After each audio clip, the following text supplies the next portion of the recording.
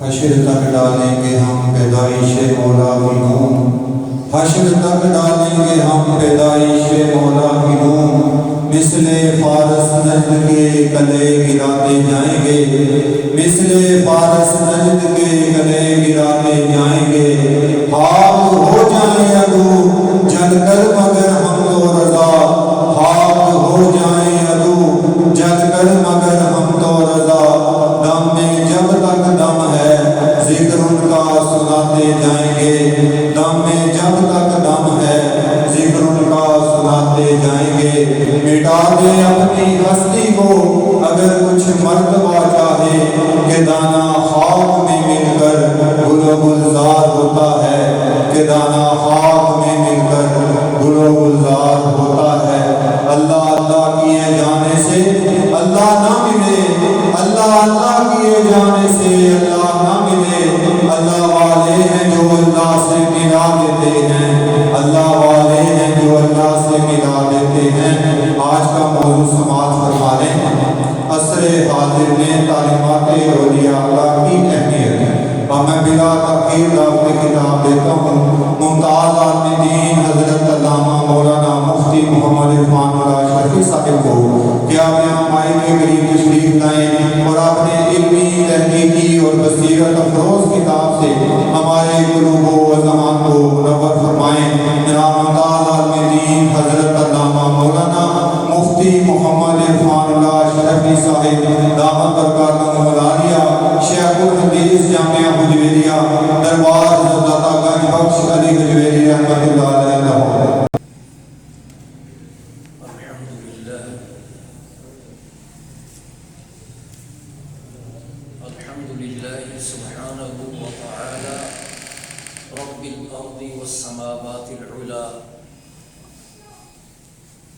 الذي رفع لأوليائه الذكرى وجعل لهم في الحياة الدنيا وفي الآخرة بشرى،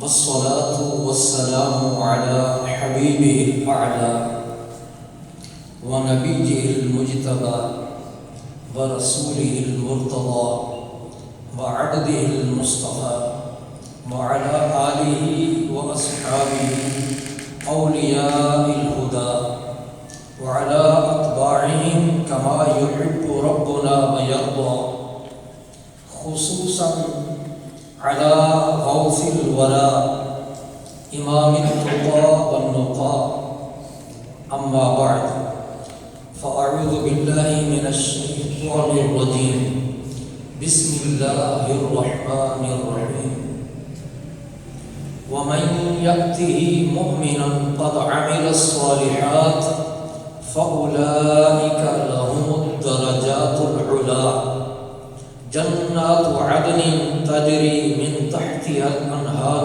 خالدين فيها، وذلك جزاء من تزكى، صدق الله العظيم۔ سب حضرات حضور نبی کریم صلی اللہ علیہ وسلم کی بارگاہ بے کس پناہ میں ہدیہ صلاۃ و سلام پیش کریں۔ سیدی یا رسول اللہ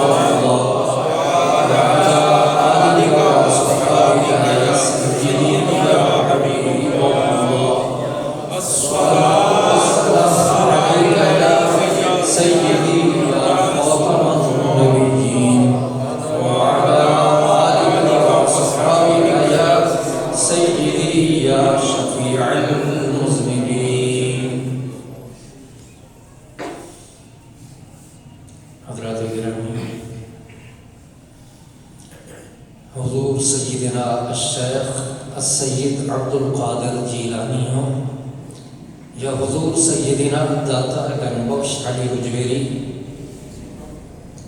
خواجہ باقی باللہ ہوں یا خواجہ معین الدین چشتی اجمیری، بہاؤالدین زکریا ملتانی ہوں یا مجدد الافسانی، سبھی قرآن و سنت، فقہ و حدیث، تصوف، سیرت اور تاریخ کے جید عالم تھے۔ اور ان اولیاء کی تصانیف کو دیکھا جائے تو کشف المحجوب ہو یا عوارف المعارف، فصوص الحکم ہو یا غنیت الطالبین، بہجت الاسرار ہو یا فتوح ربانی، یہ ساری کی ساری کتابیں علوم کا اور معارف کا خزینہ ہے۔ ان کے اندر معرفت کی باتیں ہیں، دین کی باتیں ہیں، اور اللہ رب العزت کے ولی جو ہوتے ہیں وہ یہ سلوک کی منزلیں طے کرنے سے پہلے خود علم کے زیور سے آراستہ ہوتے ہیں۔ کیوں؟ اس لیے کہ علم کے بغیر اللہ رب العزت کی معرفت وہ ممکن نہیں ہے۔ خود علم پڑھتے ہیں، سیکھتے ہیں، اور پھر آگے دوسروں کو بھی وہ دین کی باتیں، شریعت کی باتیں، تصوف کی باتیں وہ آگے دوسروں کو بھی بتاتے ہیں، اور صرف اپنے تک محدود نہیں رکھتے۔ اللہ رب العزت نے اپنے ولیوں کو بڑی شانیں عطا کی ہیں، بڑی عظمتیں عطا فرمائی ہیں، اور یہ جو اللہ کے ولی ہیں جن کو ولایت ملتی ہے، غوثیت ملتی ہے، جو قطب ہوتے ہیں، ابدال ہوتے ہیں، یہ سارے کے سارے شریعت کے پابند ہوتے ہیں۔ کوئی بھی ایسا نہیں کہ جو شریعت پر عمل نہ کرے اور ولی بن جائے۔ آگے درجات بڑے جو ہیں وہ تو دور کی بات ہے۔ آج جس گفتگو پہ، جس عنوان پہ گفتگو میں نے کرنی ہے، وہ آپ پہلے سن چکے ہیں کہ دور حاضر میں، عصر حاضر میں اولیاء اللہ کی جو تعلیمات ہیں ان کی اہمیت، آج کے دور میں ضرورت ہے کہ اولیاء اللہ کے جو ان کی تعلیمات ہیں ان کو ہم ان کا مطالعہ کریں، ان کو جانیں، اور تاکہ ہم جاننے کے بعد پھر اس کے مطابق اپنی زندگی کو ڈالیں، اور اللہ جل وعلا الکریم ہمیں بھی ولایت کا درجہ عطا کر دے۔ اسلام کے بنیادی جو اللہ رب العزت نے قرآن مجید میں چیز بتائی کہ انسان کو رب نے بنایا، اور بنانے کا جو مقصد ہے وہ کیا ہے؟ اللہ رب العزت نے انسانی تخلیق کا جو مقصد بتایا ہے وہ ہے عبادت اور بندگی۔ سورہ زاریات میں ہے وَمَا خَلَقْتُ الْجِنَّ وَالْإِنسَ إِلَّا لِيَعْبُدُونَ، میں نے جنوں کو اور انسانوں کو پیدا نہیں کیا مگر اس لیے کہ وہ جن اور انسان میری عبادت کریں۔ اللہ رب العزت کی عبادت کرنے کے لیے جنوں اور انسانوں کو پیدا کیا گیا، اور پھر یہ نماز جو ہے بندگی کی معراج ہے، معراج ہے بندگی کی۔ نماز ساری عبادتوں میں اہم نماز ہے، اور ہر نمازی، ہر مومن نماز پڑھتا ہے اور اس کو پڑھنی چاہیے کیونکہ یہ فرض ہے۔ ہر نمازی جب نماز پڑھتا ہے تو اپنی نماز کے اندر الحمدللہ سے لے کر ایاک نستعین تک اللہ رب العزت کی عظمتوں کا اعتراف اور اقرار کرتا ہے، اور پھر سراپا سوال بن کر عرض کرتا ہے اللہ پاک کی بارگاہ میں کہ اہدنا الصراط المستقیم صراط الذین انعمت علیہم، اے ہمارے پروردگار ہمیں سیدھے راستے پر چلا، ان لوگوں کے راستے پر جن پر تیرا انعام ہوا۔ اب انعام یافتہ بندوں میں انبیاء، صدیقین، شہداء کے بعد چوتھا گروہ جو ہے وہ صالحین کے ہے، اولیاء کاملین کے ہے، عارفین کے ہے۔ چوتھا گروہ یہ عارفین کے ہے، اور یہ جو کہکشاں ہے، اولیاء کی کہکشاں، ولیوں کی کہکشاں، صوفیوں کی، اس کہکشاں کے نیر اعظم وہ ہیں حضور سیدنا غوث اعظم الشیخ السید عبد القادر جیلانی قدس سرہ العزیز، پیر پیراں، وہ پیروں کے پیر ہیں۔ اور سیدنا غوث اعظم وہ چونکہ سرتاج ہیں اولیاء کے، ان کی مور سے ولی بنتے ہیں، تو جب ان کی بات کریں گے تو گویا کہ سارے ولیوں کا یہ پیغام ہم تک پہنچے گا۔ یہ ہے ربیع الثانی۔ تو اس حوالے سے مناسبت کی بنا پہ میں کوشش کروں گا کہ حضور سیدنا غوث اعظم رضی اللہ تعالیٰ عنہ ان کی کچھ باتیں وہ آپ کے سامنے رکھ دوں۔ اور حضور غوث اعظم کون ہے؟ اعلیٰ حضرت عظیم البرکت الشاہ احمد رضا خان بریلوی قدس سرہ العزیز وہ کہتے ہیں ان کو مخاطب ہو کے کہ واہ کیا مرتبہ اے غوث ہے بالا تیرا، اونچے اونچوں کے سروں سے قدم اعلیٰ تیرا، اونچے اونچوں کے سروں سے سر، اونچے کا سر جو ہے وہ اونچا ہوتا ہے، اونچے اونچوں کے سروں سے اے غوث قدم ہے اعلیٰ تیرا۔ تو اللہ پاک نے یہ شان عطا کی حضور سیدنا غوث اعظم رضی اللہ تعالیٰ عنہ کو۔ غنیۃ الطالبین ان کی کتاب ہے۔ یہ غنیۃ الطالبین شریعت اور طریقت کے مسئلوں پر یہ کتاب تحریر ہے۔ علم تصوف اور معرفت اور معرف قرآنی پر مشتمل اور تقریباً 78 مقالات، اس کی حامل یہ کتاب ہے ان کی فتوح الغیب۔ 78 مقالے حضور غوث اعظم کے اس کتاب کے اندر ہیں، اور 63 خطابات کا مجموعہ وہ ان کی کتاب ہے فتح ربانی۔ فتح ربانی کتاب کے اندر 63 ان کے خطابات ہیں، مجموعہ ہے وہ۔ اور حضور غوث اعظم رضی اللہ تعالیٰ عنہ کے 14 قصیدے ہیں۔ ان قصیدوں میں سے ایک قصیدہ بہت مشہور ہے جس کو کہتے ہیں قصیدہ غوثیہ۔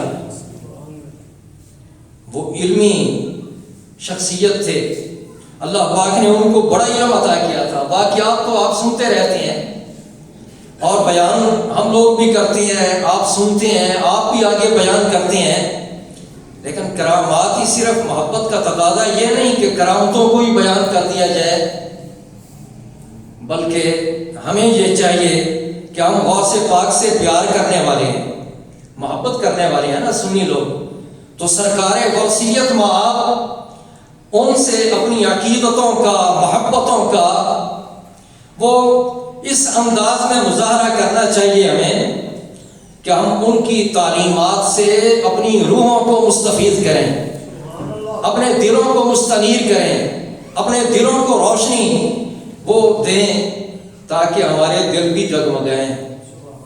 یہ ضرورت ہے اس بات کی، اسی وجہ سے یہی عنوان منتخب کیا گیا۔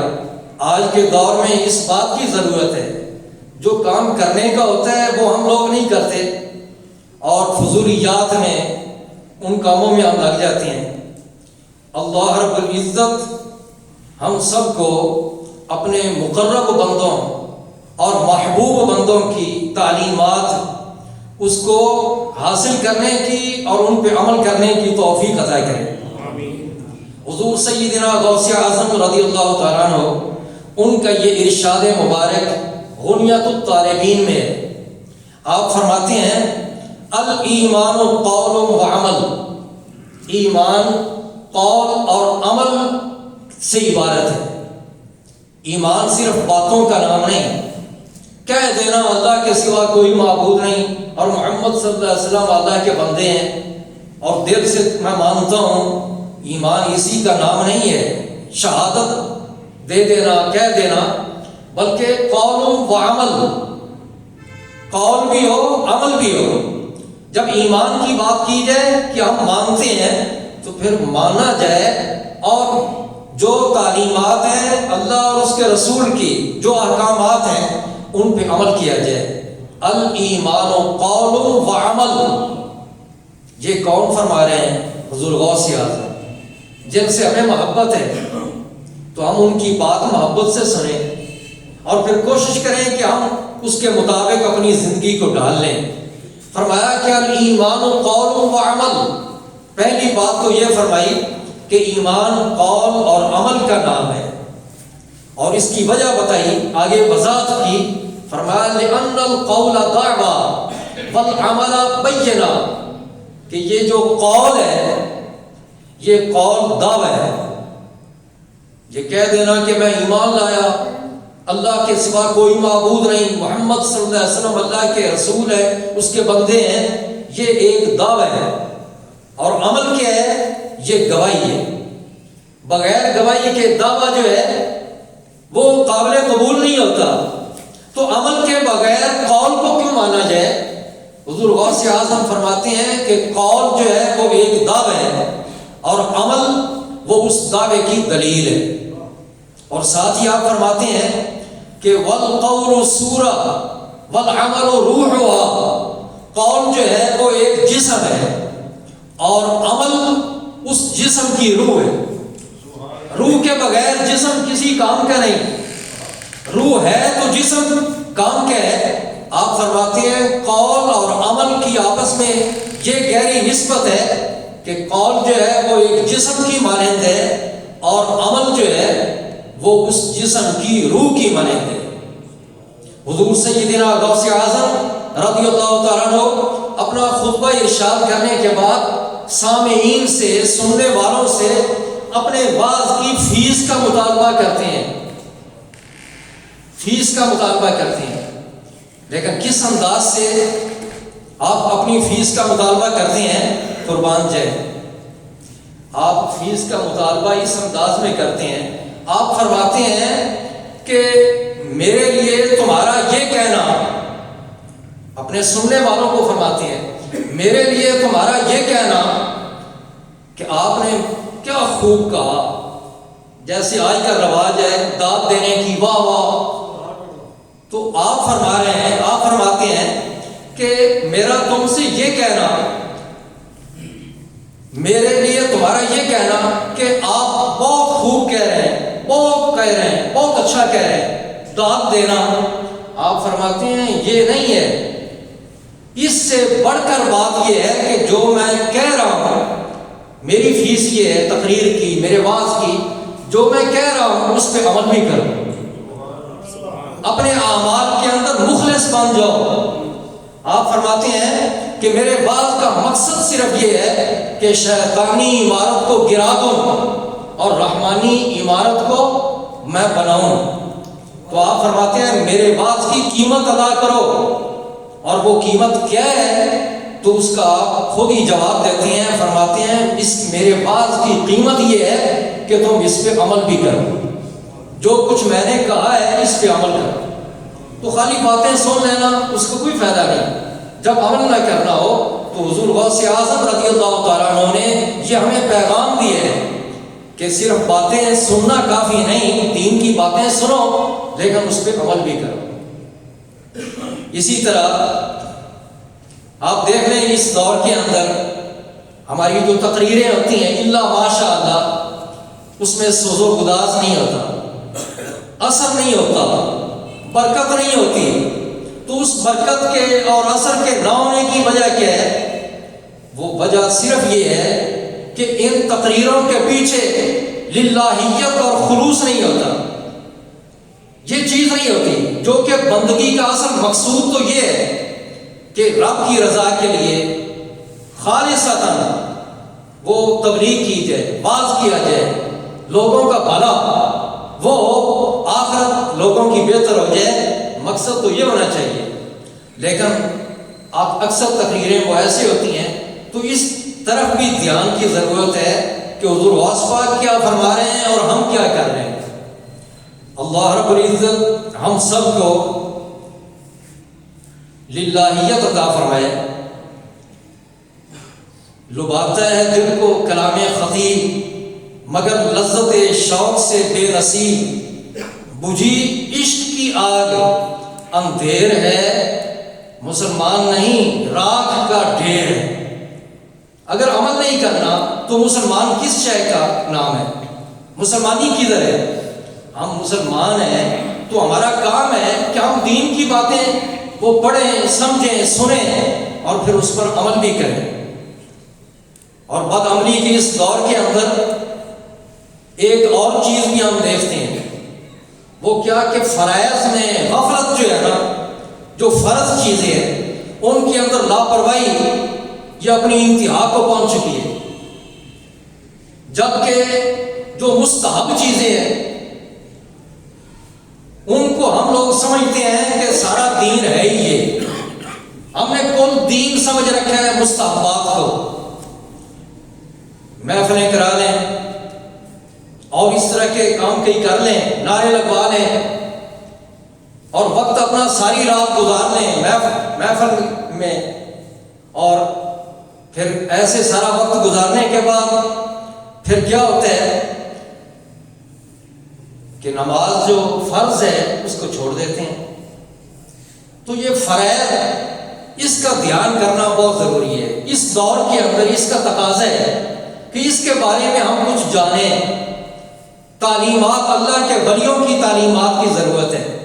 اب اس معاملے میں حضور سیدنا غوث اعظم رضی اللہ تعالیٰ عنہ کے ملفوظات میں جا بجا فرائض کی پابندی کے بارے میں تاکیدی کلمات وہ بیان کیے گئے ہیں۔ فتوح الغیب کی عبارت میں آپ کے سامنے ذکر کرتا ہوں۔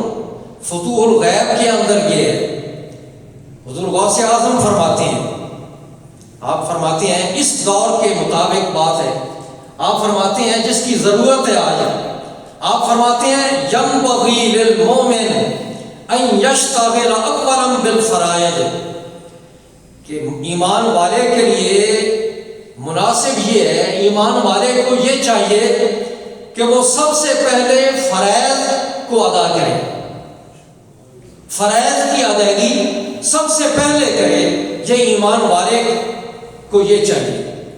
اور آپ فرماتے ہیں کہ فَإِذَا فَرَغَ مِنْهَا اشْتَغَلَ بِالسُّنَنِ، جب فرائض سے فارغ ہو جائے تو پھر سنتوں کی طرف دھیان کرے، ثُمَّ اشْتَغَلَ بِالنَّوَافِلِ وَالْفَضَائِلِ، اور جب سنتیں ادا کر لے تو پھر نوافل کی طرف جائے اور فضائل کی طرف جائے۔ اور آپ فرماتے ہیں فَمَا لَمْ يَفْرُغْ مِنَ الْفَرَائِضِ، کہ جو کوئی فرضوں سے فارغ نہ ہوا، وہ بھی فرائض ادا بھی نہ کیے ہوں، فَالِاشْتِغَالُ بِالسُّنَنِ حُمْقٌ وَرَعُونَةٌ، آپ فرماتے ہیں کہ جو فرائض سے فارغ نہ ہوا ہو، فرائض کی ادائیگی جس نے نہ کی ہو، وہ سنتوں میں مشغول ہو جائے، تو سنتوں میں مشغول ہونا اس شخص کا وہ تو حماقت ہے، وہ تو جہالت ہے، وہ تو بے وقوفی ہے۔ اور آپ فرماتے ہیں فَإِنِ اشْتَغَلَ بِالسُّنَنِ وَالنَّوَافِلِ قَبْلَ الْفَرَائِضِ، اگر کوئی شخص فرضوں کی ادائیگی سے پہلے سنتوں میں لگ جائے اور نوافل میں لگ جائے، یہ کام شروع کر لے، تو آپ فرماتے ہیں لَمْ يُقْبَلْ مِنْهُ، اس کی یہ عبادت قبول ہی نہیں ہوتی، جو اس کے نفل سنتیں قبول ہی نہیں کی جاتی، وَأُهِينَ، اس کو ذلیل و خوار کر دیا جاتا ہے۔ حضور غوث اعظم رضی اللہ تعالیٰ عنہ آپ یہ تاکید کر رہے ہیں کہ فرائض کا دھیان کیا جائے، جو فرض چیزیں ہیں ان کی ادائیگی کی جائے، ساری رات یہ سماعت نعتیں کرتے رہنا، قوالیاں سنتے رہنا، اور ساری رات محفلیں منعقد کرتے رہنا، اور اپنے نفس کی خواہشوں کو سکون دیتے رہنا، تسکین کرتے رہنا، اور پھر اس کے بعد ساری رات جب گزر جائے تو فجر کی نماز کا وقت آئے تو نماز فجر کے وقت یہ جو مسجدیں مرثیہ کہتی ہیں، یہ مسجدوں کا مرثیہ ہمارے ضمیروں کو کیوں نہیں جھنجھوڑتا؟ ہم ادھر توجہ کیوں نہیں کرتے کہ یہ مسجدیں یہ روتی ہیں، یہ مسجدیں کہتی ہیں، یہ کیسے ہیں؟ نبی پاک کے عاشق، غوث پاک کے محبت کرنے والے، اللہ کے ولیوں سے محبت کرنے والے ساری رات نعتیں پڑھتے رہے، سنتے رہے، محفلیں ہوتی رہیں، اور یہ مسجد خالی ہے، فجر کی نماز کا وقت ہے، کوئی آیا ہی نہیں مسجد میں، اور مسجد میں آئے ہیں تو وہ 2-4 ہیں، چند لوگ آئے ہیں، تو یہ مسجدیں یہ مرثیہ کرتی ہیں۔ وہ مشہور ہے نا، مسجدیں مرثیہ خواہ ہیں کہ نمازی نہ رہے، یعنی وہ صاحب اوصاف حجازی نہ رہے۔ دین کا جو من پسند تصور ہے نا، اس کو بدلنے کی ضرورت ہے۔ اپنی مرضی وہ نہیں چلتی دین کے اندر، اس کو بدلنے کی ضرورت ہے۔ صرف ضرورت ہی نہیں بلکہ اشد ضرورت ہے کہ اس کو بدل دیا جائے۔ بقول اقبال، تیری خودی میں اگر انقلاب ہو پیدا، عجب نہیں یہ 4 سو بدل جائے، ماحول ہی بدل جائے۔ تیری دعا ہے کہ ہو تیری آرزو پوری، تیری دعا ہے کہ ہو تیری آرزو پوری، اور علامہ اقبال کہتے ہیں میری دعا ہے تیری آرزو بدل جائے۔ یہ جو تیری تمنائیں، تیری آرزویں ہیں نا، یہ بدل جائے، دین کے مطابق ڈال جائے۔ جو دین چاہتا ہے وہ کام تم کرو، یہ علامہ اقبال کہتے ہیں۔ اور حضور غوث اعظم فتح ربانی کے اندر ارشاد فرماتے ہیں کہ ترک العبادات المفروضاتی زندقہ، فرض عبادتیں جو ہیں ان کو چھوڑ دینا سراسر بے دینی ہے۔ اور حضور غوث پاک فرماتے ہیں کہ وارتکاب المحظورات معصیۃ، جن کاموں سے قرآن و حدیث میں روکا گیا ہے ان کا ارتکاب یہ تو گناہ ہے۔ اور آپ فرماتے ہیں لا تسقط الفرائض ان احد فی حال من الاحوال، کہ کسی حال میں بھی یہ فرائض جو ہیں وہ ساقط نہیں ہوتے۔ فرائض کسی حال میں ساقط نہیں ہوتے سوائے کسی شرعی عذر کے۔ شرعی عذر کے بغیر کبھی کسی سے آپ فرماتی ہیں فرائض جو ہیں وہ ساقط نہیں ہوتے۔ لہذا ان فرائض کا خیال کیا جائے، پابندی کی جائے۔ حضور غوث اعظم رضی اللہ تعالیٰ عنہ آپ بات فرمایا کرتے تھے، ہفتے میں 3 دفعہ خصوصی طور پہ بات کیا کرتے تھے، تو آپ کے جو مواعظ حسن ہیں ان میں عنوان کیا ہوتے تھے؟ مختلف عنوانات تھے، اور چند عنوان ان کا ذکر کرتا ہوں کہ آپ کے جو مواعظ حسنہ تھے وہ توحید کے بارے ہوتے تھے، قضاء و قدر کے بارے ہوتے تھے، توکل کے بارے ہوا کرتے تھے، نیک اعمال کے بارے ہوتے تھے، تقویٰ اور طہارت کے بارے آپ کی گفتگو ہوتی تھی، آپ کا بعض ورع کے بارے ہوتا تھا، جہاد کے بارے آپ کی گفتگو ہوتی تھی، آپ کا عنوان کبھی توبہ اور استغفار ہوتا تھا، اس پہ آپ بات کیا کرتے تھے، اور کبھی اخلاص کے موضوع پہ بات کرتے تھے، کبھی خوف و رجا کے بارے بات کرتے، کبھی شکر کے بارے، کبھی تواضع کے بارے آپ بات کرتے، عاجزی انکساری کے بارے، یہ سارے اہم پہلو ہیں۔ اور کبھی آپ کی گفتگو ہوتی تھی صدق کے بارے، سچائی کے بارے، کبھی ذوق کے بارے، کبھی صبر اور رضا کے بارے، کبھی مجاہدے کے بارے، کبھی قرآن اور سنت کی پیروی کے بارے آپ بات کیا کرتے، کبھی شریعت کی اتباع کی تعلیمات وہ آپ دیا کرتے، بتایا کرتے، اور کبھی امر بالمعروف اور نہی عن المنکر، یہ آپ کا عنوان ہوتا تھا۔ آپ کے مواعظ حسنہ وہ امر بالمعروف اور نہی عن المنکر کے کا آئینہ دار ہوا کرتے تھے، آپ کی یہ گفتگو ہوتی تھی۔ اور وہ جو جاہل صوفی اور نام نہاد پیر ہوتے ہیں ان کی طرح طریقت اور شریعت کو حضور غوث اعظم جدا نہیں کرتے تھے۔ جیسے بعض لوگ آج کل کہتے ہیں نا کہ ہمیں نماز کی کیا ضرورت، داڑھی گرنے کی کیا ضرورت، دین کا بلکہ مذاق اڑاتے ہیں۔ یہ جاہل پیر یہ بدنام کرتے ہیں جو صحیح صوفی ہیں، جو اللہ کے نیک بندے ہیں، ان کو بھی حضور غوث اعظم جو ولیوں کے امام ہیں، ولیوں کے پیر ہیں، پیروں کے پیر ہیں، ان کا موقف کیا ہے کہ وہ طریقت اور شریعت کو الگ الگ نہیں کرتے۔ ان کی نظر میں تصوف کی راہ اور طریقت کی راہ، اس کے لیے شریعت ضروری ہے۔ جو شریعت کا پابند ہوگا وہ اسی کو ولی جانتے ہیں، اور جو شریعت کی پابندی نہیں کرتا اس کو وہ ولی مانتے ہیں۔ فتح ربانی کے اندر حضور غوث اعظم رضی اللہ تعالیٰ عنہ کا یہ فرمان ہے، کلو حقیقت لا تشہد لها الشریعۃ ہی زندقہ۔ آپ فرماتے ہیں ہر وہ حقیقت کہ شریعت جس کی تائید نہ کرے، جو شریعت کے مطابق نہ ہو، ہر وہ حقیقت آپ فرماتے ہیں وہ زندقہ، وہ باطل، اس کا اعتبار ہی نہیں۔ اور آپ فرماتے ہیں پھر الی الحق عز وجل بجناحی الکتاب والسنہ ادخل علیہ ویدک فی ید الرسول صلی اللہ علیہ وسلم۔ آپ فرماتے ہیں اللہ عز وجل کا قرب پانے کے لیے اور اللہ پاک کی نعمتیں حاصل کرنے کے لیے آپ فرماتے ہیں تو پرواز کر، محو پرواز ہو، لیکن کیسے پرواز کر؟ بجناحی الکتاب والسنہ، کتاب و سنت کے پروں کے ساتھ پرواز کر۔ کتاب اور سنت، قرآن اور حدیث دونوں کے پروں کے ساتھ تو اڑ، پرواز کر، رب کے قریب جا۔ اگر تو نے قرآن کو چھوڑ دیا یا حدیث کو چھوڑ دیا، اور قرآن اور حدیث کو چھوڑ کے تو نے کوشش کی تو رب کا قرب تجھے نہیں مل سکتا۔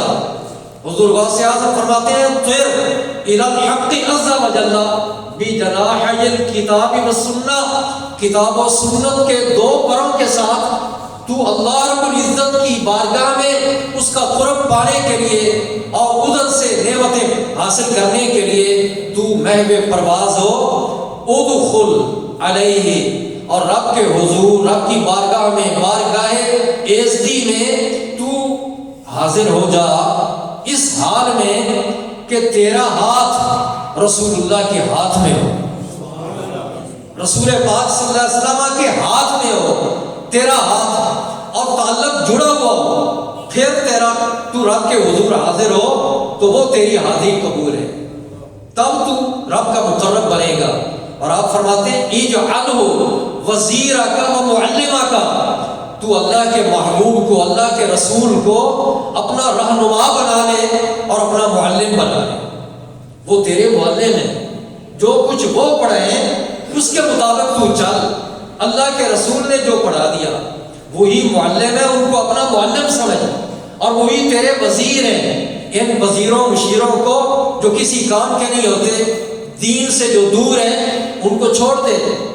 اجعلہ وزیرک، تو اللہ کے رسول کو اپنا رہنما بنا، اپنا رہبر بنا، اور اسی کو اپنا معلم جان۔ یہ حضور غوث اعظم رضی اللہ تعالیٰ عنہ فرماتے ہیں۔ اور محبوب سبحانی، قطب ربانی، شہباز لامکانی، انہوں نے کتاب اور سنت دونوں کو رہنما بنانے اور نفس کی پیروی کرنے سے بچنے کے بارے میں بڑی تاکید کی ہے۔ فتوح الغیب کے اندر حضور غوث اعظم رضی اللہ تعالیٰ عنہ پہلے ہی مقالہ میں فرماتے ہیں، کئی مقالے ہیں نا، تو پہلا مقالہ فتوح الغیب کے اندر اس میں آپ فرماتے ہیں کہ ایماندار جو ہے نا، اس کے لیے 3 باتوں پر عمل کرنا ضروری ہے، اور 3 چیزوں پر عمل کیے بغیر اس کا کوئی چارہ ہے ہی نہیں ایمان والے کے لیے۔ اور یہ 3 چیزوں کو ذکر کرنے کے بعد آخر میں پھر آپ نے فرمایا کہ مومن کے لیے ادنا وہ یہ چیز ہے کہ اس کے بغیر کوئی چارہ نہیں کہ وہ ان 3 چیزوں پہ کم از کم ادنا حیثیت وہ یہ ہے کہ ان 3 چیزوں پہ عمل کریں۔ اور وہ 3 چیزیں کیا ہیں؟ کم از کم ان 3 چیزوں کو کوئی ایماندار چھوڑے گا۔ اور وہ 3 چیزیں آپ نے کیا بیان فرمائی؟ آپ نے پہلی بات تو یہ فرمائی کہ احکام الہی کی تعمیل کریں. جو رب کے حکم ہے نا، اللہ پاک نے حکم دے دیا یہ کر، تو جس شے کا رب نے حکم دیا ہے وہ کام ایماندار جو ہے وہ کام کرے. جیسے نماز کا حکم دیا، زکوٰۃ کا حکم دیا، حج کا حکم دیا، بے شمار چیزیں ہیں. جس شے کا رب نے حکم دیا ہے اس پہ عمل کریں. دوسری بات کیا آپ نے فرمایا؟ دوسری شے یہ کہ اللہ کی منع کی ہوئی چیزیں، اللہ تعالیٰ کی جن چیزوں سے اللہ پاک نے منع کی ہے ان چیزوں سے بچ جائے، مکمل پرہیز کرے، ان کے قریب نہ جائے. شراب سے منع کر دیا، زنا سے منع کر دیا، جھوٹ سے منع کر دیا، ملاوٹ سے، دھوکے سے، خیانت سے. جس شے سے اللہ رب العزت نے روکا ہے، منع کیا ہے، ہر اس شے سے مکمل طور پہ بچ جائے، پرہیزگاری اختیار کر لے. یہ دوسری شے ایمان والے کے لیے یہ بھی ضروری ہے، اس کے بغیر کوئی چارہ نہیں.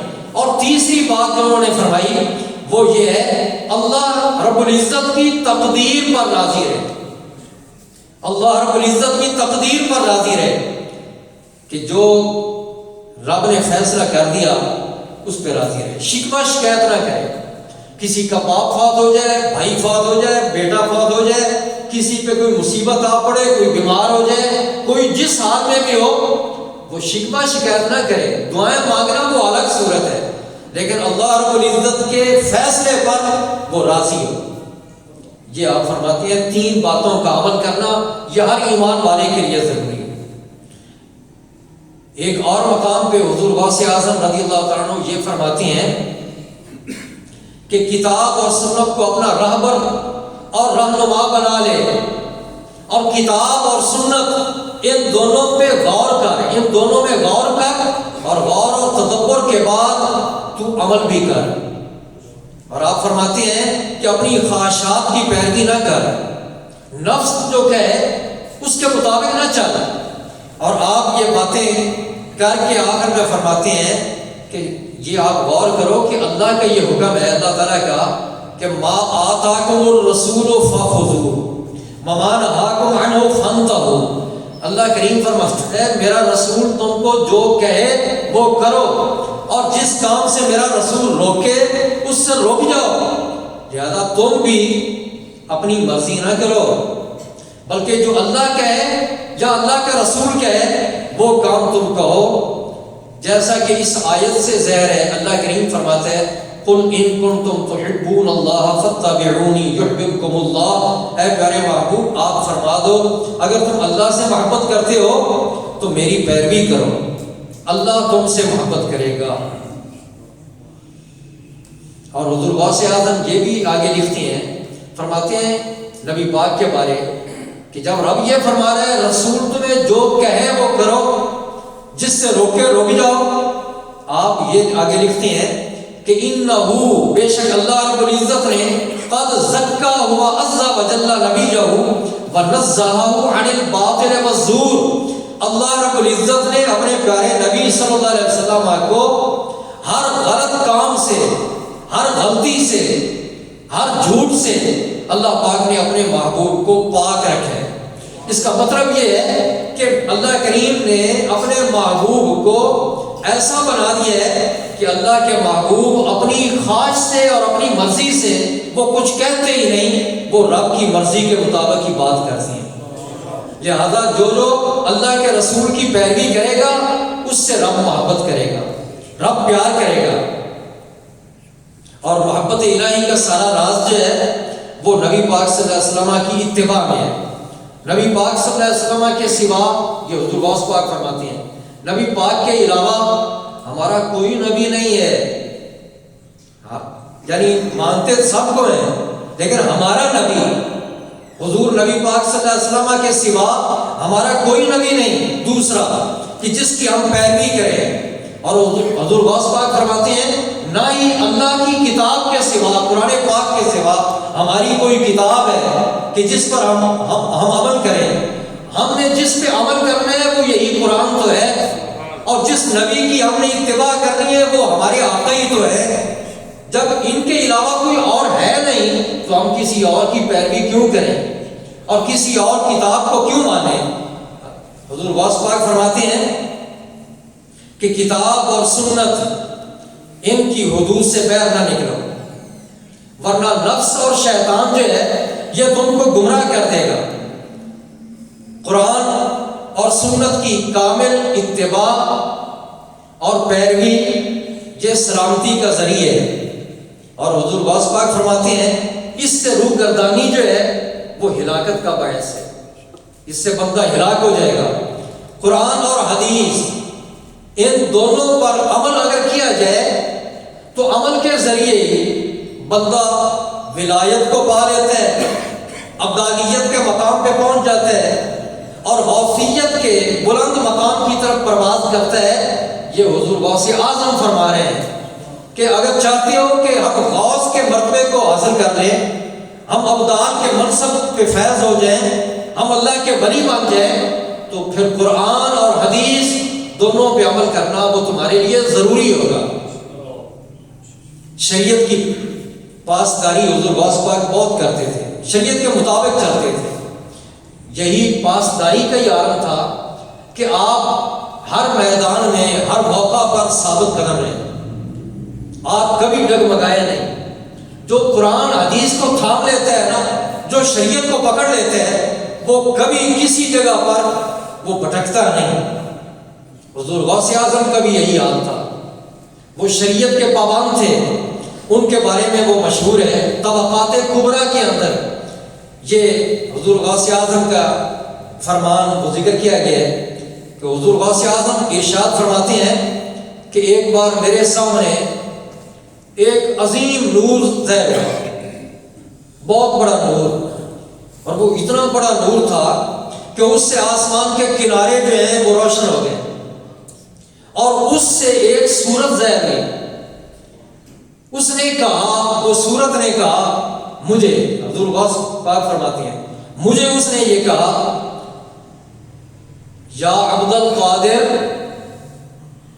انا ربک وقد احللت لک المحرمات، اے عبد القادر میں تیرا رب ہوں اور جو چیزیں حرام کر دی گئی ہیں نا وہ میں نے تیرے لیے حلال کر دی۔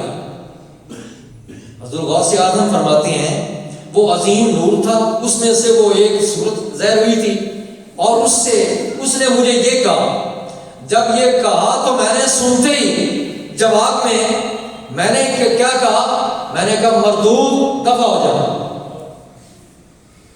اس نے کہا میں رب ہوں تیرا اور حرام چیزیں جو حلال کر دی ہیں۔ حضور غوث پاک فرماتے ہیں میں نے یہ سنتے ہی کہا، میں نے کہا مردود دفع ہو جا، بس میرا یہ کہنا تھا۔ حضور غوث اعظم فرماتے ہیں وہ جو نور تھا وہ تاریکی میں بدل گیا، وہ نور تاریکی میں بدل گیا، اور وہ جو صورت تھی وہ دھواں بن گئی۔ اس کے بعد آواز آئی، آواز کیا آئی؟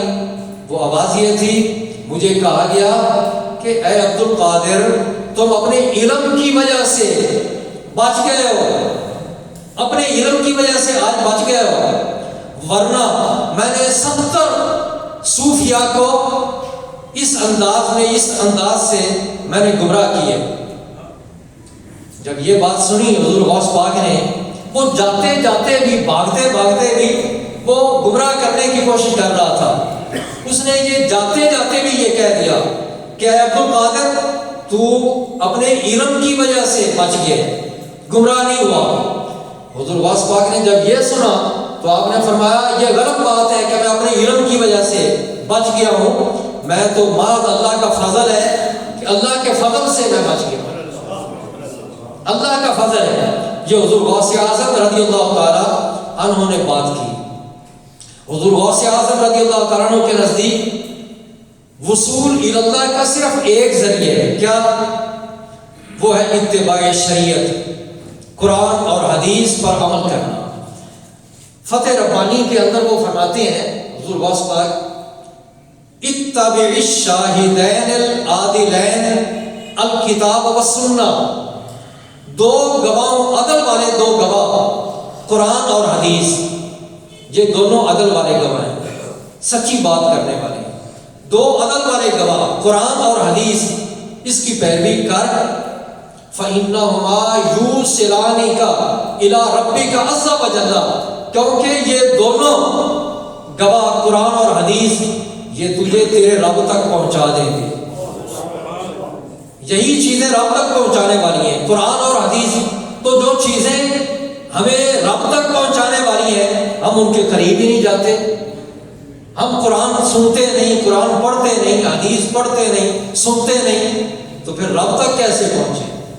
حضور غوث اعظم کیا فرماتے ہیں؟ وہ ہمیں یہ بتا رہے ہیں، حضور غوث اعظم وہ فرما رہے ہیں اے میرے مرید یہ بات سن لے کہ تو قرآن اور حدیث ان دو عدل والے گواہوں کی پیروی کر، کیونکہ یہ دو گواہ جو ہیں تجھے تیرے رب تک پہنچا دیں گے، تجھے رب تک قرب مل جائے گا۔ اور آپ یہ بھی فرماتی ہیں حضور غوث اعظم کہ کونوا فی جمیع امورکم بین یدی رسول اللہ صلی اللہ علیہ وسلم مشدود الاوساط تحت امرہ ونہیہ واتباعہ۔ آپ فرماتی ہیں کہ تم اپنے سارے کاموں میں رسول اللہ صلی اللہ علیہ وسلم کے سامنے تم ان کے تابع دار ہو جاؤ، ان کی اتباع کر لو، پیروی کر لو، تمام احکام میں، امر و نہی میں جس کام سے رسول اللہ روکے اس سے روک جاؤ، جس سے منع کریں اس سے روک جاؤ، اور جس کام کا حکم دے اللہ کے رسول وہ کام تم کر لو۔ یہ حضور غوث اعظم فرماتے ہیں۔ ایک اور مجلس میں حضور غوث اعظم اس حقیقت کا یوں اظہار فرماتے ہیں، آپ نے کہا من لم یتعدد بآداب الشرع، جو شخص شریعت کے آداب کو جو نہ اپنائے، شریعت کے آداب کو نہ اپنائے، شریعت کے مطابق جو نہ چلے، مفہوم یہ بنتے ہیں جو شریعت کا پابند نہ ہو، تو حضور غوث اعظم فرماتے ہیں کہ ادبتہ النار یوم القیامہ، قیامت کے دن دوزخ کی آگ جو ہے وہ اس کو ادب سکھائے گی، دوزخ کی آگ اسے بتائے گی کہ تو نے شریعت پر عمل نہیں کیا، اچھا پھر میں بتاتی ہوں۔ تو وہ کیسے بتائے گی؟ زہر جلائے گی، تو عذاب کے اندر وہ مبتلا ہوگا۔ اور شریعت کی پیروی کرنے کا یہی وہ جذبہ تھا جس کے مطابق حضور غوث اعظم رضی اللہ تعالیٰ عنہ کی زندگی کا ہر لمحہ وہ بسر ہوا۔ وہ خود قصیدہ غوثیہ کے اندر فرماتے ہیں حضور غوث اعظم کہ وَكُلُّ وَلِيٍّ لَهُ قَدَمٌ وَإِنِّي، آپ فرماتے ہیں ہر ولی جو ہے وہ کسی نہ کسی نبی کا متبع ہوتا ہے، پیروی کرنے والا ہوتا ہے۔ اور فرماتے ہیں رہا میں اپنی بات سنا دوں، آپ فرماتے ہیں کہ وَإِنِّي عَلَىٰ قَدَمِ النَّبِيِّ بَدْرِ الْكَمَالِ، آپ فرماتے ہیں کہ میں جو کمال کے جو بدر ہیں، سارے کمالات کے، جو صرف چاند نہیں بدر کامل ہے نبی پاک صلی اللہ علیہ وسلم، میں تو ان کے نقش قدم پر چلنے والا ہوں، میں تو ان کی پیروی کرنے والا ہوں، میں تو ان کا متبع ہوں۔ تو اپنے نانا جان کی کس قدر محبت تھی ان کے دل میں کہ وہ یہ بتا رہے ہیں لوگوں کو، اپنے مریدوں کو بتا رہے ہیں کہ میں تو انہی کی پیروی کرنے والا ہوں، اگر تم میرے مرید ہو تو تمہیں بھی میرا یہی پیغام ہے کہ میرے نانا جان کے نقش قدم پر چلو۔ جب میں غوث اعظم ولیوں کا جو ولی ہے، ولیوں کا امام ہے، وہ یہ بتا رہے ہیں کہ میں نبی پاک کی پیروی کرنے والا ہوں، تو پھر ہم کون ہیں کہ ہمیں ضرورت نہ ہو نبی پاک کی پیروی کرنے کی، اتباع کی ضرورت نہ ہو؟ نبی پاک صلی اللہ علیہ وسلم کی اتباع کے بغیر ہمارا کوئی گزارا نہیں، یہ ضروری ہے۔ حضور غوث پاک کا یہ پیغام ہے۔ اور بعض لوگ تو بدنام کرتے ہیں نا، اور وہ کہتے ہیں کہ جناب یہ شریعت کی پابندی کی ضرورت نہیں ہے۔ تو اس سلسلے میں حضور غوث پاک جو ہے ان کا ایک تعلیم کے وہ آپ کی تعلیمات جو ہیں وہ بڑی واضح ہیں، اور آپ فتوح الغیب کے اندر فرماتے ہیں جو بات، وہ اس دور میں جو غلط صوفی ہیں ان کے لیے پیغام ہے۔ آپ فرماتے ہیں اپنے بیٹوں کو، اپنے مریدوں کو، اپنے خلفاء کو آپ تصوف اور طریقت کا ایک دستور العمل بتا رہے ہیں کہ تم نے کیسے چلنا ہے، اور وصیت کرتے ہیں۔ اور جب وصیت کرتے ہیں تو بڑی جامعیت کے ساتھ وہ اس کا خلاصہ بیان کرتے ہیں۔ وہ کہتے ہیں کہ میں تم کو وصیت کرتا ہوں۔ حضور غوث اعظم رضی اللہ تعالیٰ عنہ وصیت کرتے ہیں اور فرماتے ہیں میں تم کو وصیت کرتا ہوں۔ پہلی بات کیا فرمائی آپ نے کہ اللہ کا تقوی اختیار کر لو، اللہ کا خوف اختیار کر لو۔ یہ پہلی وصیت ہے حضور غوث اعظم کی۔ اور ساتھ ہی فرمایا کہ اس کی اطاعت بھی کرو، اللہ کی اطاعت بھی کرو۔ اسی طرح آپ نے ساتھ ہی فرمایا شریعت کے احکام کی پابندی کرو۔ آپ نے ساتھ ہی یہ بھی فرمایا کہ اپنے سینوں کو حسد، کینے وغیرہ سے صاف رکھو۔ آپ نے یہ بھی فرمایا کہ ہمت اور جوان مردی سے کام لو۔ آپ نے اس کے بعد یہ بھی فرمایا کہ کشادہ روح، روٹھے نہ رہو، خندہ پیشانی سے اپنے ایماندار بھائی سے ملو۔ آپ نے یہ بھی فرمایا، تعلیم آپ کی یہ بھی ہے، فرمایا صدقہ و خیرات کرتے رہا کرو۔ آپ نے یہ بھی آپ کی تعلیمات میں سے ہے، آپ نے فرمایا کہ کسی کو تکلیف نہ پہنچاؤ۔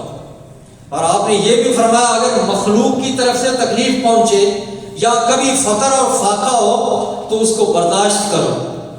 اور آپ نے یہ بھی وصیت کی، آپ نے فرمایا کہ جو مشائخ ہیں، جو بڑے ہیں، ان کی عزت اور حرمت کا خیال رکھا کرو۔ اور آپ نے یہ بھی تعلیم دی، فرمایا اپنے بھائیوں سے حسن معاشرت کو اختیار کرو۔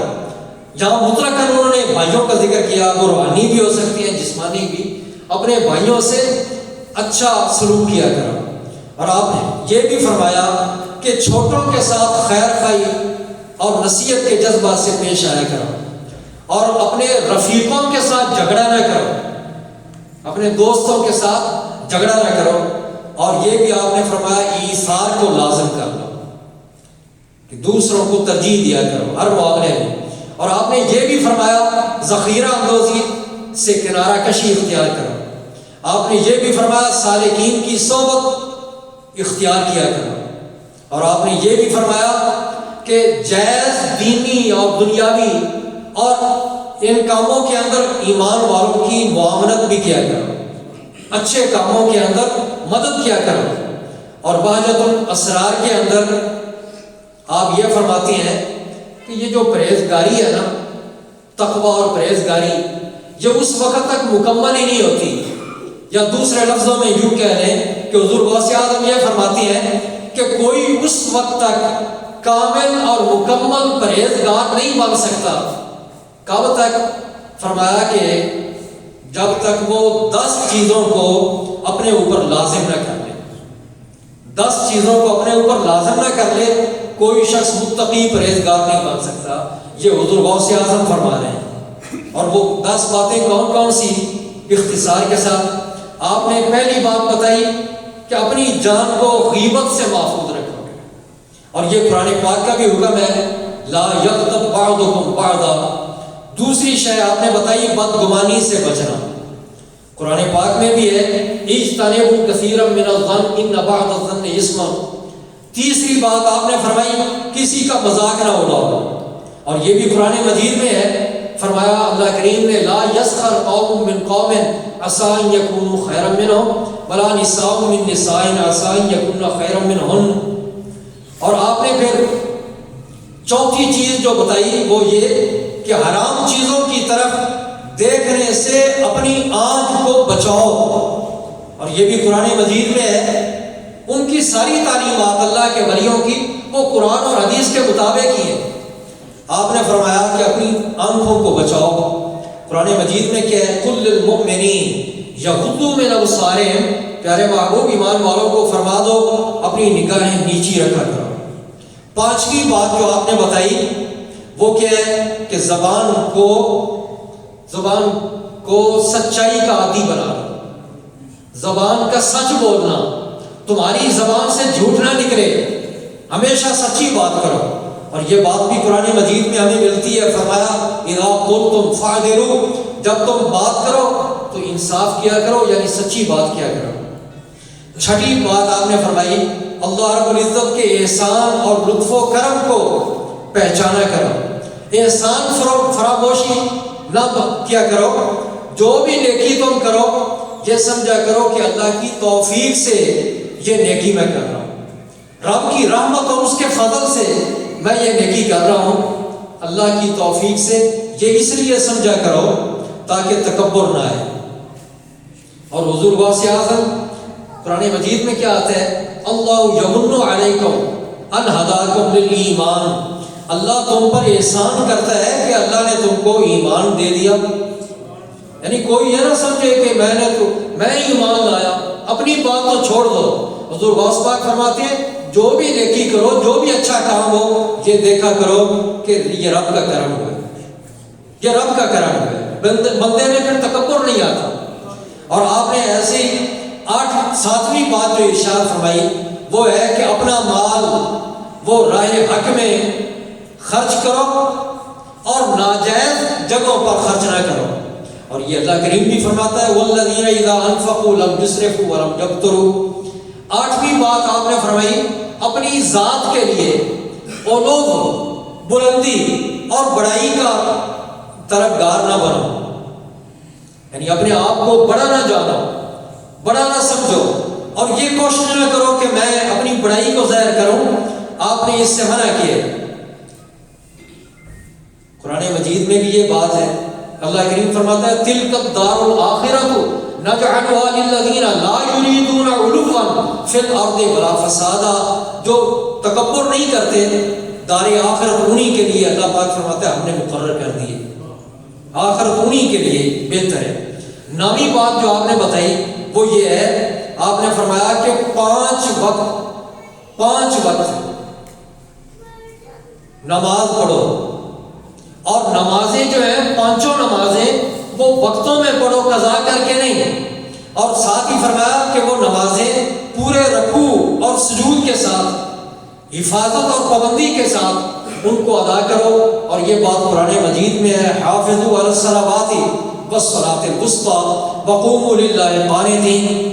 اور آپ نے 10ویں بات جو بتائی وہ ہمارے اہل سنت والجماعت کے لیے، حضور غوث پاک نے فرمایا کہ متقی پرہیزگار اس وقت تک کوئی نہیں بن سکتا جب تک 10 باتیں یہ نہ پائی جائیں۔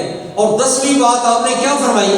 آپ نے یہ ارشاد فرمایا کہ اہل سنت والجماعت کے عقیدہ پر استقامت اختیار کرنا، استقامت اختیار کرنا، اور فرمایا کہ یہ جنتی گروہ ہے، یہ جنتی گروہ ہے۔ اعلیٰ حضرت وہ اسی لیے فرماتے ہیں اہل سنت کا ہے بیڑا پار، اہل سنت کا ہے بیڑا پار۔ کیوں؟ ساتھ وجہ بھی بتائی، اصحاب حضور نجم ہے اور ناؤ ہے عطرت رسول اللہ کی۔ کشتی کے لیے ضرورت ہوتی ہے ستاروں کی بھی رات کے وقت کہ کدھر کو جانا ہے، تو آپ فرماتے ہیں اہل سنت کا تو بیڑا ہی پار ہے۔ ہم صحابہ کرام کو بھی مانتے ہیں اور نبی پاک صلی اللہ علیہ وسلم کے اہل بیت کو بھی مانتے ہیں۔ اہل بیت وہ کشتی ہیں، ہم ان میں سواری، ہم سوار ہوں گے، نجات پا جائیں گے، اور ہمارے لیے ستارے جو ہیں وہ نبی پاک کے صحابہ ہیں۔ تو اس لیے آپ فرماتے ہیں اہل سنت کا ہے بیڑا پار۔ حضور نبی پاک صلی اللہ علیہ وسلم آپ کی بعثت کا مقصد وہ کیا ہے؟ اعلیٰ اخلاق کی تکمیل، اعلیٰ اخلاق کی تکمیل۔ اور یہ میں بات بڑے اختصار کے ساتھ کر رہا ہوں چونکہ ٹائم تقریباً مکمل ہو گیا، تو بات کو میں وہ صرف اس حوالے سے میں کرتا ہوں کہ حضور غوث اعظم رضی اللہ تعالیٰ، حضور سیدنا غوث اعظم رضی اللہ تعالیٰ عنہ، آپ کیا فرماتے ہیں؟ آپ یہ فرماتے ہیں انجیل کے حوالے سے ایک حدیث قدسی ذکر کرتے ہیں، فرماتے ہیں مکتوب فی الانجیل، انجیل میں یہ لکھا ہوا ہے کہ اللہ پاک فرماتا ہے اپنے بندے کو کہ عبدی اذکرنی حین تغضب اذکرک حین اغضب۔ اللہ کریم فرماتا ہے اے میرے بندے جب تو غصے میں ہو، تجھے غصہ آئے تو غصے کی حالت میں تو مجھے یاد کر لے، تو جب مجھے غصہ آئے گا تو میں تجھے یاد کروں گا. یعنی میرے غضب سے تو بچنا چاہتا ہے تو جب تجھے غضب آئے نا اس پہ کنٹرول کر لے, مجھے یاد کر لے. تو جب تو غضب کے شکار ہونے لگے گا تو میں تجھے یاد کروں گا. تو اس لیے غصہ کسی پہ نہ کیا کرو. غصہ جو ہے وہ بندے کو بہت دور لے جاتا ہے, ناراضگی ہوتی ہے, اللہ پاک ناراض ہو جاتے ہیں. اور حضرت مولا علی کا یہاں پہ ایک واقعہ بیان کرتے ہیں. حضرت مولا علی کرم اللہ تعالیٰ وجہ کریم کا واقعہ بیان کرتے ہیں حضور غوث اعظم رضی اللہ تعالیٰ عنہ. وہ کیا واقعہ بیان کرتے ہیں؟ آپ فرماتے ہیں ایک دفعہ حضرت مولا علی کرم اللہ تعالیٰ وجہ کریم نے کسی کام کے لیے اپنے غلام کو آواز دی. اب غلام ہو اور پھر ناز نخرا, بات نہ مانے, جواب نہ دے, یہ بلا ہو سکتا ہے؟ لیکن حضرت مولا علی بلاتے ہیں, آواز دیتے ہیں. ایک دفعہ نہیں, 2 دفعہ نہیں, 3 دفعہ آواز دی, لیکن تینوں دفعہ وہ نہ آیا. حضرت مولا علی اٹھے, اس کے پاس چلے گئے, جا کے اس سے پوچھا کہ یہ بتا کہ میں نے تجھے آواز دی ہے, تجھے سنائی نہیں دی؟ تو وہ جواب کیا دیتا ہے؟ اگر تو کہتا کہ نہیں سنائی دی تو پھر تو اس کی ایک عذر تھا. اس نے جواب دیا کہ آواز تو آئی ہے مجھے, آواز تو میں نے سنی ہے. آپ نے پھر سوال کیا, آپ نے پوچھا اپنے غلام سے, غلام ان کا اپنے ہے. آپ پوچھتے ہیں جب میں نے تجھے بلایا 1 دفعہ نہیں 3 دفعہ تو پھر آیا کیوں نہیں؟ تو اس نے جواب کتنا پیارا دیا. وہ غلام کہتا ہے حضور میں آپ کی 3 دفعہ آواز سنی تھی, آپ نے بلایا تھا, میں حاضر اس لیے نہیں ہوا آپ کے کمال شفقت کی وجہ سے. آپ شفیق بڑے ہیں, آپ مہربان بہت ہیں, اس وجہ سے میں نہیں آیا. آپ نے جب یہ سنا تو اسی وقت ہی آپ نے کہا کہ اللہ کی رضا کے لیے میں نے تجھے آزاد کیا, اللہ کی رضا کے لیے تجھے میں نے آزاد کیا. اور اللہ رب العزت ایسے لوگوں کے لیے ہی, ان کی تعریف میں ہی اللہ کریم سورہ شورى میں یہ فرما رہا ہے, قرآن مجید کے اندر ایسے لوگوں کی تعریف کرتا ہے. اللہ رب العزت فرماتا ہے وَإِذَا مَا غَضِبُوا هُمْ يَغْفِرُونَ, جب یہ لوگ غصے میں آتے ہیں تو معاف کر دیتے ہیں, چھوڑ دیتے ہیں. اس کی امیدیں قلیل, اس کے مقاصد جلیل. ایسے کوئی بندے ہوتے ہیں, اس کی امیدیں قلیل, اس کے مقاصد جلیل, اس کی ادا دل فریب, اس کی نگاہ دل نواز. نرم دم گفتگو, بات کریں تو بڑے نرم دم گفتگو, گرم دم جستجو, رزم ہو یا بزم ہو, پاک دل و پاک باز. حضرت مولا علی ان پہ یہ بالکل مطابقت ہے. اور آج کے دور میں ایک اور بھی بہت بڑا فتنہ ہے, اور وہ کیا کہ لوگ کہتے ہیں کہ جیسے میرے پاس یہ گاڑی ہے ایسی کسی کے پاس نہیں, یا کہتے ہیں جیسے میرا مکان ہے اس جیسا مکان کسی کا نہیں, یا جو عہدہ میرے پاس ہے وہ عہدہ کسی کے پاس نہیں. یہ بیماری لگی ہوئی ہے اس دور کے اندر.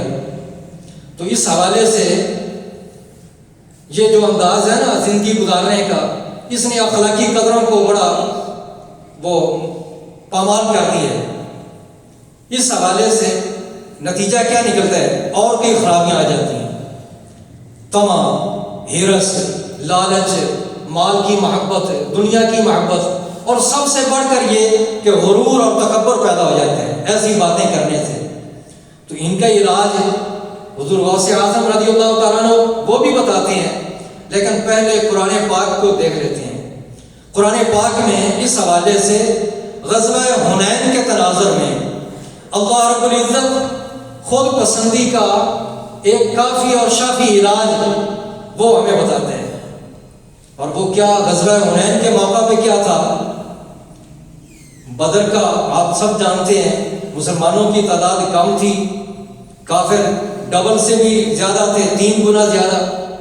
لیکن اللہ پاک نے ان کو شکست دے دی، ایماندار فتح یاب ہو گئے تھے۔ اب غزوہ حنین کا جب موقع آیا تو تعداد جو تھی اہل ایمان کی وہ تھی 12,000 اور کافروں کی تعداد وہ تھی 8,000۔ وہ تھوڑے تھے، یہ زیادہ تھے، معاملہ الٹ ہے۔ اب جب یہ دیکھا، اس عددی برتری کو دیکھ کر بعض مجاہدین جو ہیں ان کے دل میں تھوڑا سا ناز آیا۔ انہوں نے کہا آج تو بس ہمیں ہی فتح ہوگی، اور اس طرح کی کوئی باتیں بھی کی انہوں نے۔ تو اللہ رب، اب نتیجہ کیا نکلا اس کا؟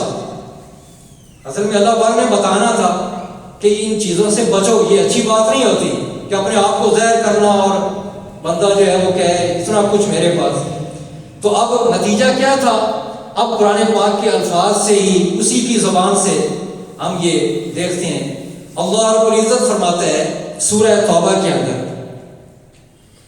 اللہ رب العزت فرماتا ہے لقد ناصرکم اللہ، اللہ نے اے ایمان والوں، یہ صحابہ کرام کو فرمایا جا رہا ہے، اللہ نے تمہاری مدد کی، فی مواطن کثیرہ، کئی جگہوں پر، متعدد جنگوں میں، جہاد میں اور کئی جگہوں پر۔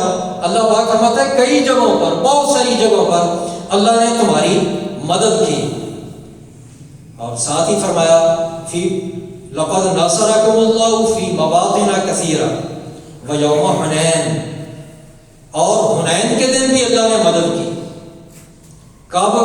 اذ اعجبتکم، جب تمہیں خود پسندی میں تم مبتلا ہو گئے تھے، جب تمہیں یہ بات اچھی لگی تھی کہ ہم بہت زیادہ ہیں۔ اذ اعجبتکم کثرتکم شیئا، تمہاری کثرت نے، تمہارے زیادہ ہونے نے تم کو تو خوش کر دیا تھا، اور تم نے کہا تھا آج تم بہت زیادہ ہیں۔ اذ اعجبتکم کثرتکم شیئا، لیکن وضاقت علیکم الارض، وہ زمین تمہارے اوپر تنگ ہو گئی تھی، حالت بدل گئی تھی۔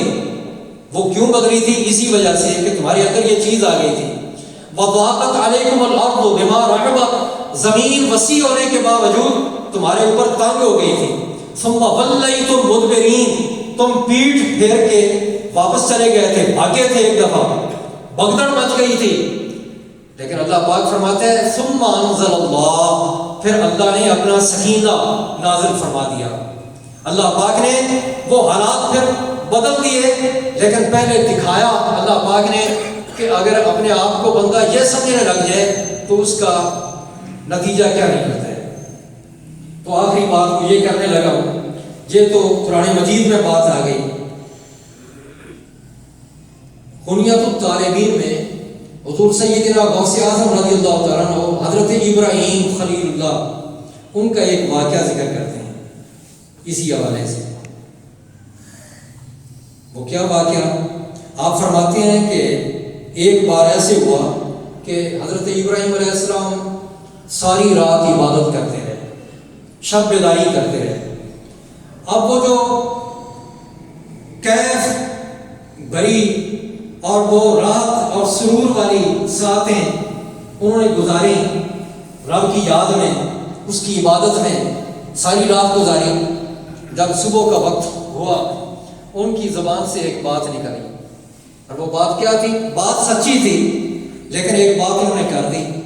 انہوں نے یہ کہا، آپ نے فرمایا نعم الرب رب ابراہیم و نعم العبد ابراہیم، کہ رب کتنا ہی اچھا رب ہے ابراہیم کا، اور یہ بندہ کتنا ہی اچھا ہے ابراہیم، یہ بندگی کرنے والا، بندگی کے معنی میں کہ رات ساری رات عبادت کی ہے، تو یہ بندہ کتنا اچھا ہے ابراہیم، اور یہ رب کتنا اچھا ہے جو ابراہیم کا رب ہے۔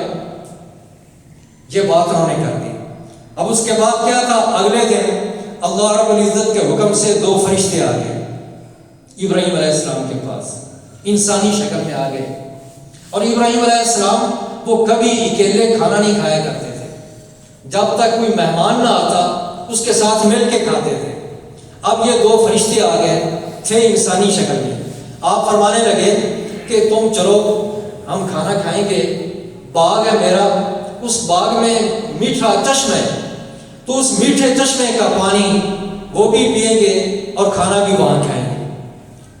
تو وہاں پہ جب پہنچے آگے وہ چشمہ دکھائی نہ دیا، چشمہ تھا نہیں، باغ کے اندر غائب ہو گیا۔ ابراہیم علیہ السلام پشیمانی میں رب کی بارگاہ میں دعا مانگنے لگے، مولا وہ چشمہ ظاہر کر دے، لیکن دعا کے باوجود چشمہ پھر بھی ظاہر نہ ہوا۔ تو انہوں نے حضرت ابراہیم علیہ السلام نے اپنے ان مہمانوں کو کہا کہ تم مہمان ہو، میں نے تو دعا مانگی ہے، اب میں تم کو کہتا ہوں تم دعا مانگو کہ اللہ رب العزت وہ چشمہ ظاہر فرما دے۔ جب ان دو فرشتوں نے ہاتھ اٹھائے جو انسانی شکل میں تھے، دعا مانگی تو وہ چشمہ ظاہر ہو گیا۔ جب چشمہ ظاہر ہو گیا تو حضرت ابراہیم علیہ السلام وہ سوچنے لگے اور کہنے لگے کہ میں نے دعا مانگی تھی، چشمہ ظاہر نہیں ہوا، تم نے دعا مانگی ہے، اللہ پاک نے تمہاری دعا قبول کر لی اور چشمہ ظاہر ہو گیا ہے، میری بات میں یہ میری سمجھ میں بات نہیں آئی۔ تو انہوں نے کہا، فرشتوں نے انہوں نے کہا کہ بات اصل میں یہ ہے، آپ نے جو رات گزاری ہے عبادت کے اندر، اور آپ نے یہ جو جملہ کہا ہے نا، اس جملے کی وجہ سے آپ پہ یہ آزمائش اتری ہے اور آپ کو یہ آزمائش میں ڈالا گیا ہے کہ آپ نے یہ جو کہا ہے نا کہ بہترین بندہ ابراہیم ہے۔ خود اپنے آپ اللہ کریم تو فرمائے، اور وہ فرماتا کہ قرآن مجید میں نعم العبد انہ اواب، لیکن خود آپ نے کہا نعم العبد ابراہیم، تو اس وجہ سے یہ آزمائش بھی ہے۔ یہ واقعہ حضرت غوث اعظم رضی اللہ تعالیٰ عنہ انہوں نے بیان کیا، اور واقعے کو بیان کرنے کے بعد حضور سیدنا غوث اعظم رضی اللہ تعالیٰ عنہ انہوں نے جو ہدایت کے پھول عطا کیے وہ کیا تھے، یہ واقعہ کو بیان کر کے انہوں نے بات جو ارشاد کی وہ بڑی پیاری ہے۔ آپ یہ فرماتے ہیں کہ فَإِذَا كَانَ هَذَا فَعَلَهُ عَزَّ وَجَلَّ بِخَلِيلِهِ ابراہیم علیہ السلام فَكَيْفَ فِعْلُهُ بِغَيْرِهِ۔ تم خود اندازہ لگاؤ، جب اللہ عز و جل نے اپنے خلیل ابراہیم علیہ السلام کے ساتھ یہ سلوک کیا اور یہ کام کیا کہ چشمہ غائب ہو گیا اور وہ پشیمانی میں پھرتے رہے، تو پھر اندازہ لگا لیا جائے کہ اللہ رب العزت اس کی بے نیازی دوسروں کے بارے میں وہ کیا تصور کیا جائے گا، اوروں کے بارے میں رب کی بے نیازی کا۔ اس لیے ڈرتے رہنا چاہیے۔